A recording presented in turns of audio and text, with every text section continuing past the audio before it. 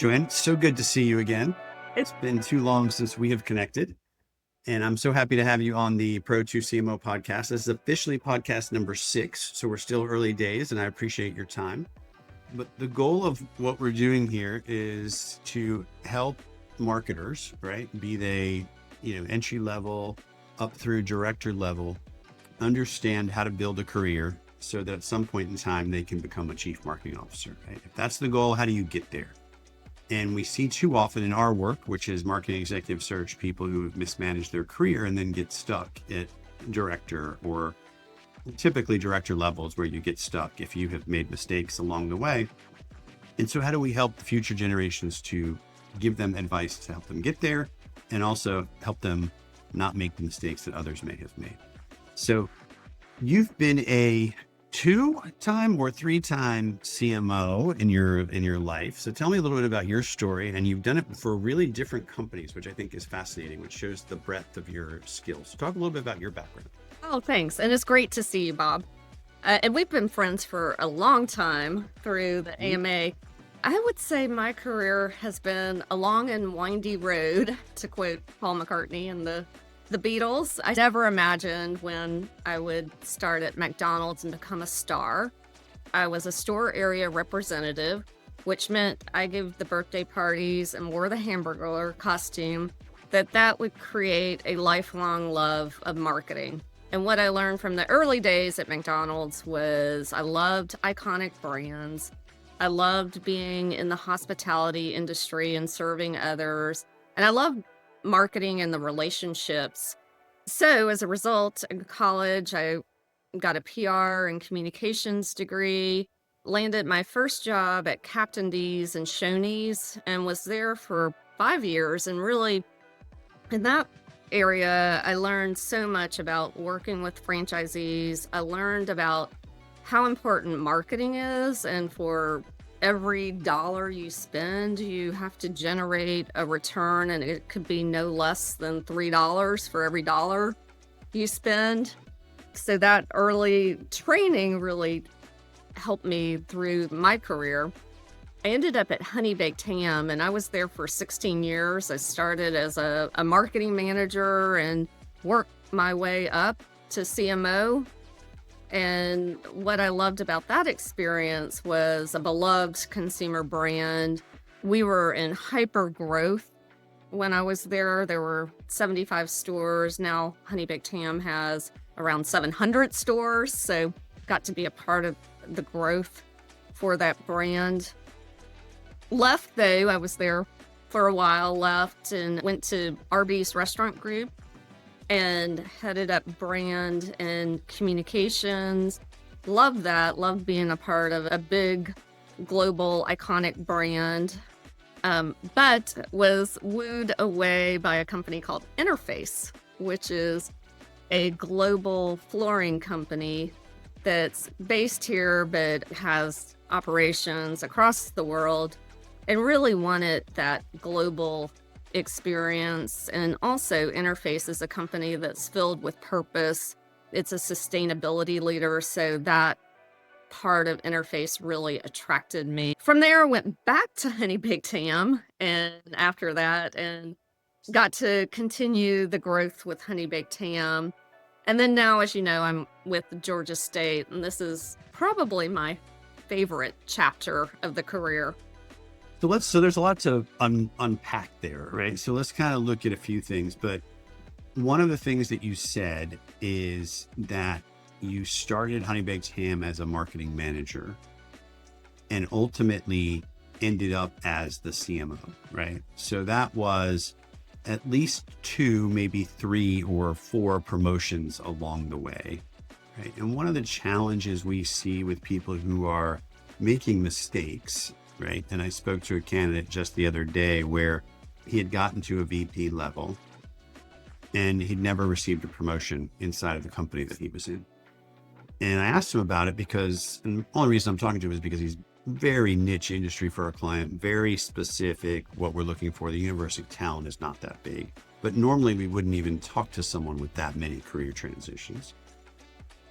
And he basically said, yeah, that was the goal, right? Every time that I moved, it was because I wanted a promotion. I wanted something, higher level than where I was at.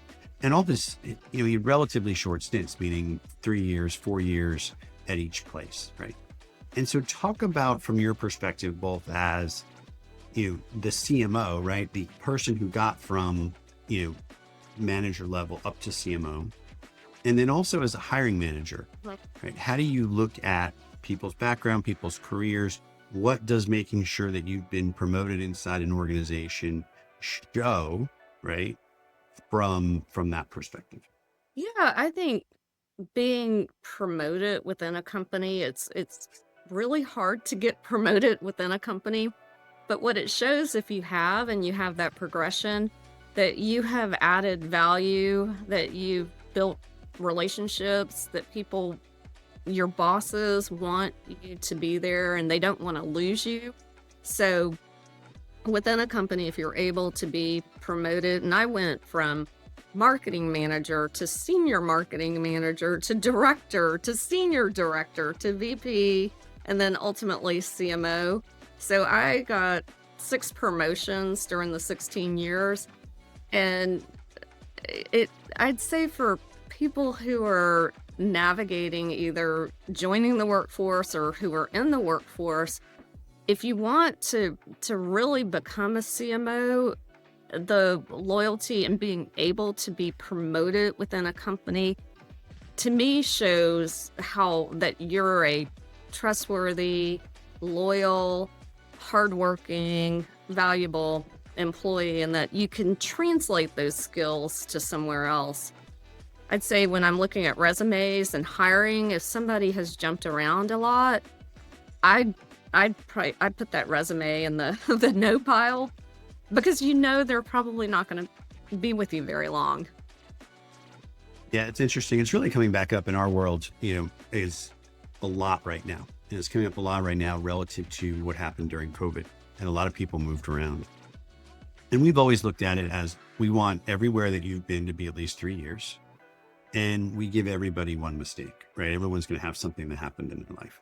Well, then COVID hits, and now there's a lot of people with 2 short stints on their resume, right? And now we're 4 years past COVID and no one remembers that anymore. And it's just a short stint on your resume.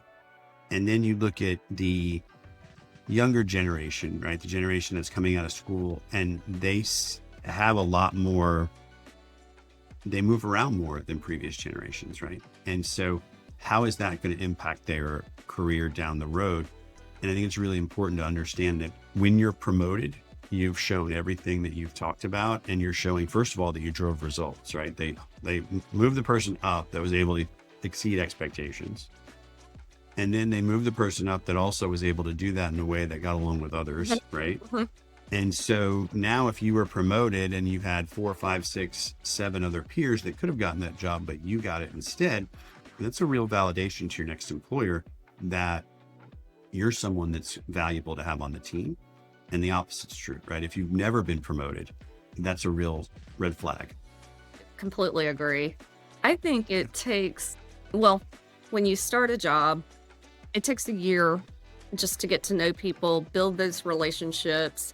It takes a second year to start to implement some of the things that you might want to implement, the company wants to implement. The third year, you're really, doing what you need to do to add value to the company. And then the fourth year, if you're not getting promoted, maybe it's time to see what's out there. It takes a good 3 or 4 years to really become entrenched in a company and to add that value. Yeah. So one of the other things I think is interesting is we talk about leadership styles, right? And we talk about people who have a philosophy on how they lead teams, how they train teams. And you're never aware of this, right? Because we were in Atlanta together I've now moved, but we were in Atlanta together for 25 years in the marketing community, right? And we knew each other from the executive advisory board, from the AMA. And we would be doing searches in Atlanta, and we would create a research list, and there'd be somebody, because we were working for one of your competitors, for Money Baked Ham on it. And I would walk over to the research list. This will show you how long ago it was. And I would just basically cross that name off the list. And it wasn't that we were such good friends because we were, that I did that. It was because, I knew that it was a waste of time to call those people, because you are one of 3 people that are at this CMO level that had incredible loyalty, that you would call them and they'd be like, no, I'm happy where they are. So what was it you did, right, that made someone like me, who's paid to recruit people, know that they didn't want to go after your team? Oh, well, thanks. Gosh, thanks for saying that. I appreciate that feedback. I would say, as a philosophy, I lead with love. And what that means, though, is being very caring for the individual, but also providing clarity for what we're trying to do. So what holistically we're trying to do, but also what the individual's trying to do and how they can help to the greater good. Also, accountability. So again, back to the clarity, it's, what are you accountable for? What are we accountable for as a team? Results are a big part of my philosophy. It's for us, it's as a marketer and a marketing team, driving the results that are going to grow the business, but also empathy and being empathetic about the needs of the team, balancing what we're trying to do, being realistic. So all those 4 things, the clarity, the accountability, the results, and the E, all are an acronym for care. And so I really care about what I'm doing. I care about the people, and hopefully it instills loyalty, but also does for what the company is looking for. It drives value for the brand or the business. So anything specific to marketers who are manager, senior manager, director level, whatever, right? And they're inside an organization working and they're doing a great job, but their goal is to continue to grow. What should they be looking to the organization for training? And what should they be looking to themselves for training and learning to grow their career? So much of what I I very much wanted to grow. I had a goal to be a CMO. And so I was very forthright on needs and training that I wanted to have. And so I think there's a balance between the organization's role, but also the individual's role. So for example, at Honey Baked Ham, I mentioned I started as a marketing manager, but really wanted to grow.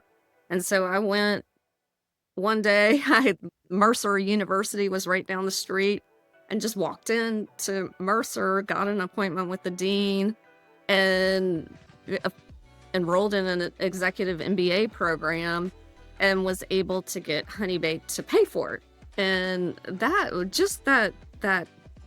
doing that elevated my knowledge. I was able to sit at the table with other executives, understanding accounting and supply chain and legal. So I do think it's super important for the individual, if you want to grow, to go and get that training. And it doesn't always have to be an MBA. It can also be a Google certification, or there's so many courses that you'd have to pay for. You just have to put the time in, and then, you have that knowledge and certifications on your resume. Yeah, as a marketing executive search firm, one of the things we really key on is, are you a lifelong learner? And are you someone that has taken advantage of training opportunities that may be offered by your organization? But equally, and probably more important, have you taken it upon yourself to go find ways to grow and learn outside of the hours that you're in work? Or are you focused on other things, which we all get busy, and there's lots of other things you need to focus on. But really the people that separate themselves and get to that CMO level are lifelong learners. And a lot of times that's out of love for marketing. A lot of times that's out of just being driven in your career. But it really separates top talent from everyone else, because as fast as marketing is changing, if you're not keeping up, someone else is moving ahead of you. Absolutely. That is so true. I would say also an example when I was at Honey Baked and when I was a director or senior director.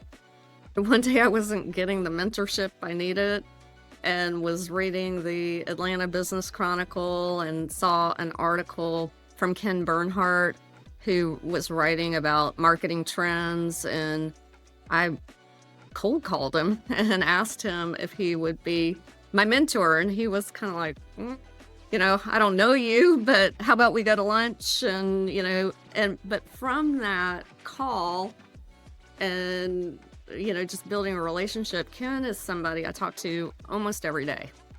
And he has been such a wonderful mentor and friend and coach, and actually even helped me get this opportunity at Georgia State. Yeah, Ken is a legend and a well-deserved legend within the Atlanta marketing community. And he is really the guiding force behind the marketing department there and made it into a really, really strong marketing teaching environment, right? Like we had an internship program years ago and we had 6 or so interns from Georgia State. And we had 6 because we started with 1 and they were great. And we added another one and they were also great. And we had another one and they were also great. And I was like, this is amazing. So we really had a great experience working with GSU. What led you to kind of want to take that transition, right? So going from corporate world and Honey Baked Ham to more of a, university environment and a not-for-profit environment. I'm very purposeful, very intentional, very mission driven. And in the corporate world, you can do that. It can be a part of what you do, and you can do marketing for good. And for example, when I was at Arby's Restaurant Group, I was the vice chair of the Arby's Foundation. And our mission was to eradicate childhood hunger. And through that, we raised about $8 million in a short time to help with summer feeding programs. So that's a way as a marketer working for a for-profit business where you can do good. But my heart has always been in mission and helping the next generation. And I have been a part of Georgia State through the Georgia State Marketing Roundtable for almost 20 years, so have known about Georgia State. And as a side hustle, I've always taught as an adjunct, either at Mercer University or Georgia State. And so when I was thinking about what was next, I knew I wanted to be in higher ed, and just one thing led to another and got this opportunity. And it's a just perfect balance of all of the marketing and all the things that you do in a fast-moving retail business, but able to apply it to higher ed, and then what we do impacts people, students, every day. You've got a really interesting point of view now, right? You've got kind of the lens that you've been in a CMO in corporate America. You're now in charge of all marketing for Georgia State University, and AI is changing the pace of marketing faster than anything I've seen. And I've been saying for 10 years, this is the fastest marketing's ever changed.